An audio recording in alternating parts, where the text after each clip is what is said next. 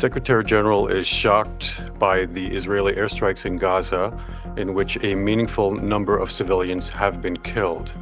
He strongly appeals for the ceasefire to be respected, for unimpeded humanitarian assistance to be reestablished, and for the remaining hostages to be released unconditionally.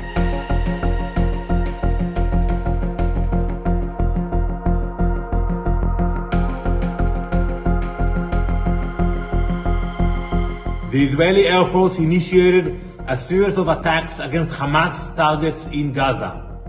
We will show no mercy on our enemies. Let me be very clear. Israel will not stop until all of our hostages are back home. We will make it very clear to the Security Council that if they want to stop the war in Gaza, they have to ensure that the hostages are coming back to Israel. We are committed to bring them back.